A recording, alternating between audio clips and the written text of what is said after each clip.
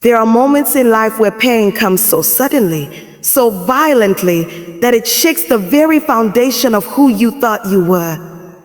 Pain that makes you question your worth, your identity, your calling. Pain that whispers lies, telling you that because of what happened to you, because of what broke you, because of what you lost, your life has no meaning. But the truth is this: your pain is not the evidence of your disqualification. It is the evidence that there is a greater weight of glory attached to your destiny. So often we want purpose without process. We want destiny without disruption. We want the crown without the crushing. But the reality is, it is in the crushing that oil is produced. It is in the breaking that light is revealed. And it is in the pain that purpose begins to unfold. What you have been through is not wasted. What wounded you is not random. There is a design, a weaving, a divine strategy that takes what was meant to destroy you and turns it into the very thing that empowers you to walk in purpose. There is a reason the journey feels heavy. Purpose is not cheap. Destiny is not fragile. And God does not trust glory to those who have not endured pain. Because pain prepares you. It strips away pride, it softens the heart, it awakens compassion. It teaches you to depend on Him in ways that comfort never could. The pain you carry is the classroom where you are taught the language of purpose. Without pain, you would not have the sensitivity to minister to others. Without pain, you would not have the authority to speak to storms. Without pain, you would not have the endurance to run the race set before you. Think about it. Every scar on your life tells a story. Every wound carries wisdom. Every tear has watered the soil of your destiny. You may not have realized it in the moment, but heaven was recording every cry, every struggle, every night you wondered if you would make it. And those moments are now the building blocks of your testimony. Purpose is not found on the mountaintop. It is discovered in the valley. It is when you were on your knees, when you had nothing left to give, when you thought it was over. That's when purpose was being birthed. The enemy tried to silence you in that place. But what he didn't know is that the pain that broke you also gave you a voice that carries authority. That is why the very area where you were attacked is the same area where you will carry impact. The place of your deepest pain will become the place of your greatest ministry. Your pain has been a tutor, shaping your character, teaching you endurance, pressing you toward compassion, stretching your capacity to love. You were not broken to remain broken. You were broken so that glory could pour through the cracks. You were not wounded to be silenced. You were wounded to be a witness. So today, don't despise the pain. Don't curse the season that pressed you. Don't run from the process. Because your pain is not the end. It is the pathway. The tears you cried are the seeds of your tomorrow. The suffering you endured is the evidence of the strength that is being built in you. And the story that once made you ashamed will become the testimony that sets someone else free. You are not forgotten. You are not disqualified. You are not damaged goods. You are chosen, and the proof of that choice is the pain you've survived. The pain you endured is the very thing that has aligned you with the purpose you were born to carry. Your pain is the pathway to your purpose.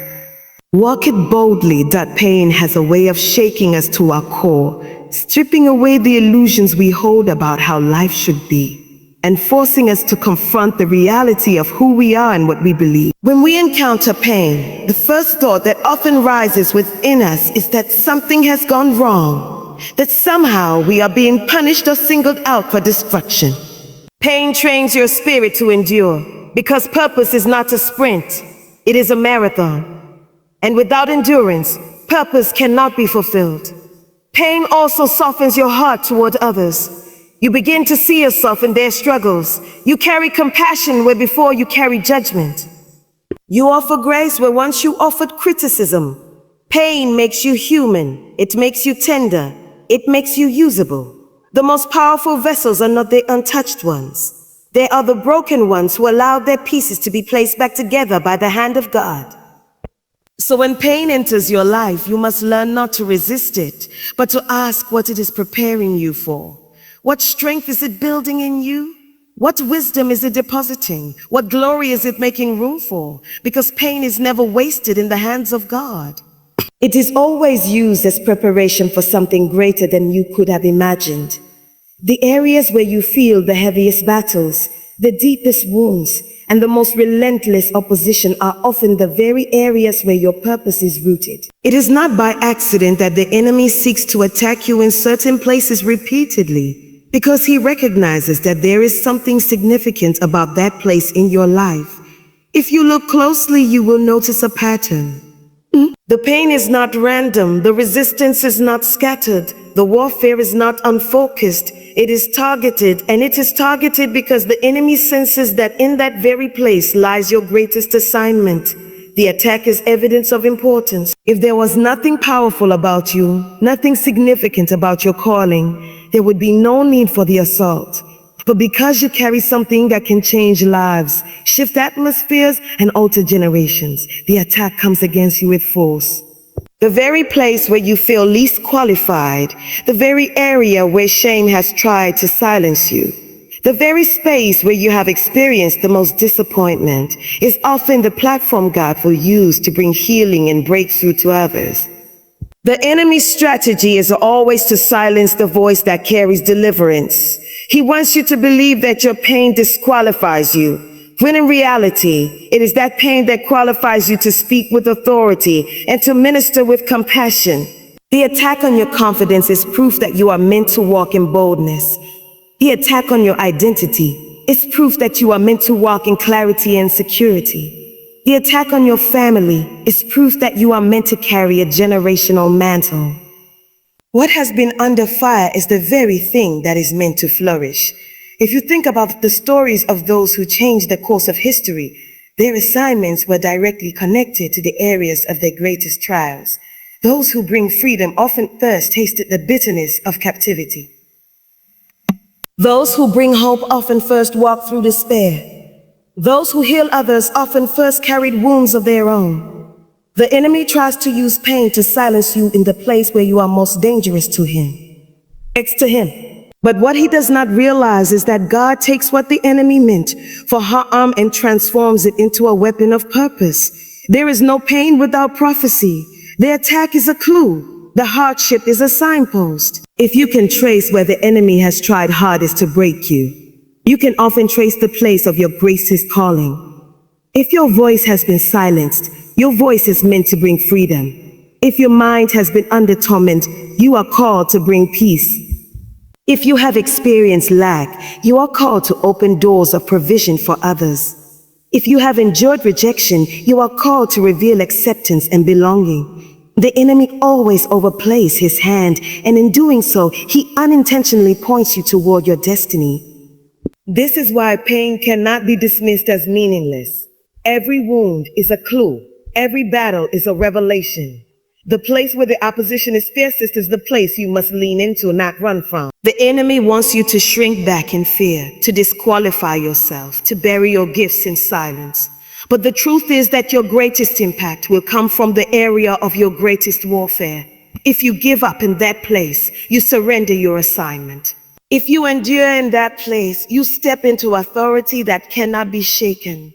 The area of your greatest attack will become the area of your greatest testimony.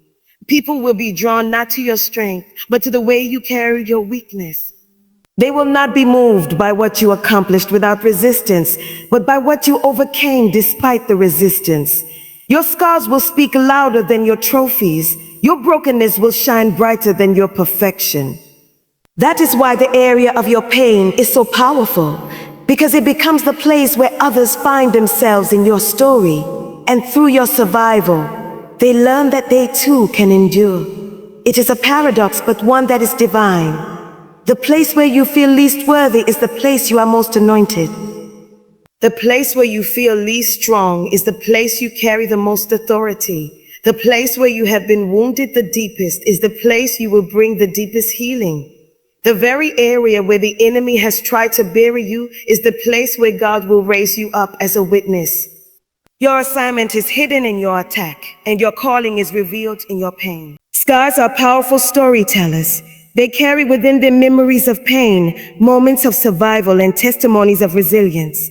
When you look at a scar, you are not just looking at a wound that once was, you are looking at evidence that healing has taken place, that what once bled and ached no longer has the power to destroy you.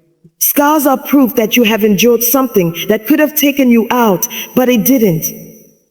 They speak of battles fought and won, of valleys crossed, of nights endured. They are not marks of defeat, but reminders that defeat could not have the final say. Often we try to hide our scars. We cover them up thinking that they disqualify us or make us less worthy. We believe that people will judge us for what we've been through, for the wounds we once carried. But the truth is that scars are not shameful. They are sacred. They are not evidence of weakness. They are evidence of strength. A scar means that pain has passed and healing has come. It means that you faced something fierce and survived it. It means that your story did not end in destruction, but continued into restoration. Every scar carries authority. Authority does not come from theory or imagination. It comes from experience. When you stand before someone with scars, they listen differently because they know you have walked through what you are speaking of. You have not just studied perseverance, you have lived it. You have not just talked about heartbreak, you have survived it. You have not only read about endurance, you have been refined by it. Scars give weight to your words, depth to your perspective, and compassion to your spirit. Without scars, there is no authority. And without authority, purpose cannot flow with power. Think about those who have impacted your life the most. They are often people who are open about their scars, who do not hide what they endured, but instead use it to light the way for others. When you see their scars, you see yourself. Their survival becomes a mirror of what is possible for you. Their testimony carries weight because it is real. And that is why your scars matter. They are not there for decoration. They are there for demonstration. They demonstrate that pain can be survived, that brokenness can be healed, that darkness can be overcome. Your scars will connect you to people more deeply than your successes ever could. Success inspires, but scars heal. Success motivates, but scars minister. People may admire your victories, but they will be transformed by your scars. When you reveal where you were wounded and how you survived, you create a bridge for someone else who is still bleeding. You give them hope that healing is possible, that their pain is not the end of the story. That is the sacred gift of scars. They turn your private survival into a public testimony. Scars also remind you of your own journey. They keep you grounded. They remind you of where you have been, what you have endured, and how far you have come. They silence the lies of inadequacy because they carry undeniable proof that you are stronger than what tried to break you. When doubt rises, your scars whisper that you have already overcome. When fear tells you that you cannot survive, your scars testify that you already have. They become your personal archives of victory written on your very skin and soul. There is also a beauty in scars. Not the kind of beauty that is polished or perfect, but the kind that is raw, authentic, and undeniable. Beauty that says, "She have lived." Beauty that speaks of resilience, of endurance, of courage. In a world that values perfection and flawlessness, scars break through the illusion and reveal the deeper beauty of survival. They show that you are real, that you have been through fire and yet you still stand. Sometimes we pray for God to remove the scars, to erase the evidence of what we went through. But often He allows them to remain because they carry a purpose. The valley seasons teach you how to walk by faith and not by sight. They show you that you can survive without the applause, without the recognition, without the validation of others. They anchor you so deeply in God that when you finally rise, nothing can easily shake you. When you look at those who carry great influence, you will often find that they have walked through valleys others would not dare to enter. Their voice carries weight because their valley demanded silence. Their strength is evident because their valley tested their weakness. Their wisdom is undeniable because their valley forced them to grow. The valley is the training ground where destiny is prepared, where identity is clarified, where calling is confirmed. And though the valley is uncomfortable, it is safe. Because in the valley, you meet God in ways the mountaintop cannot offer. You learn His presence in your loneliness, His strength in your weakness, His peace in your storm. You discover that He is not only the God of triumph, but also the God of trials, not only the God of victory, but also the God of valleys. It is in those low places that intimacy with Him deepens, that your dependence on Him becomes unshakable, and that your trust in Him is secured. So when you find yourself in a valley season, do not mistake it for failure. Do not confuse it rejection. It is the birthplace of purpose, the hidden ground where greatness is formed, the unseen soil where your roots are planted so that your fruit will last. The mountaintop is the reward, but the valley is the making. Without the valley, purpose cannot be sustained. Without the valley, destiny cannot be fulfilled. The valley is where you become who you were always meant to be. The things that once broke you, the very moments that felt like they shattered you beyond repair, are the same places that hold the seeds of your greatest testimony. Pain has a way of making you believe it will be the end of you. But when you look back, you realize that it was in those moments of breaking that something inside you was being built. The betrayal that left you bleeding taught you to discern truth from lies. The loss that emptied you taught you to find fulfillment beyond what could be taken away. The rejection that crushed you taught you the value of acceptance that cannot be stolen. What once left you in pieces is the very thing that equips you to help others find their peace. When you think about it, the world does not need another story of perfection. It needs stories of survival. People do not connect to the image of someone who has never known struggle. They connect to the authenticity of someone who has been through fire and came out refined. That is why your greatest ministry will often be birthed in the very place you once tried to hide. The story that made you feel ashamed is the same story that will set someone else free. The weakness that embarrassed you is the very weakness that will allow the strength of God to shine through. When you share the area that broke you, others will see themselves in your journey, and through your survival, they will find hope that they too can overcome. There is a holy irony in this truth. What the enemy meant to silence you with becomes the very place where your voice grows louder. What he thought would bury you becomes the soil that grows your testimony. What once defined your pain becomes the very thing that defines your purpose. This is how redemption works. Nothing is wasted. Every wound, every scar, every tear is woven into a story that brings glory. Even your breaking is not the end, but the beginning of transformation. Your testimony is not just for you. It's for those who are still trapped in what you have already overcome. Someone is waiting for your story to remind them that healing is possible.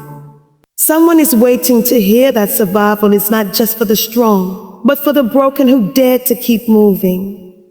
Someone is waiting to see your scars so they can believe their own wounds will not destroy them. You carry answers for battles that others are still fighting. And those answers are hidden in the places where you once felt the most defeated. The beauty of it all is that when you step into your testimony, your pain no longer has power over you. It loses its sting. It loses its ability to control you. What once was your prison becomes your platform. You begin to walk with freedom because you realize that even the hardest parts of your story have been redeemed. And it is from that place of freedom that you speak with an authority that no one can take away. You can look at the people still walking through their own darkness and say with confidence, I've been there, and there is light ahead. This is why you must not despise the places that once broke you. They were not wasted years. They were not wasted tears. They were preparation for the impact you were born to have. They carved depth into your soul. They stretched compassion into your heart. And they gave you a story that carries the power to transform lives. What you thought would destroy you has become the very thing that defines you in the best way. Awesome. So never underestimate the power of your testimony. Do not hide the places where you were weak, for they are the very places that make your voice strong. Do not conceal the scars, for they are the evidence that healing is possible. Do not silence your story, for your story carries keys that unlock freedom in others. But once broke you is now the foundation on which your purpose stands. And as you rise, you will discover that the pain which tried to bury you has become the testimony that builds others into who they were meant to be. This is the beauty of divine redemption, that nothing is wasted and everything, even your brokenness, has been transformed into purpose.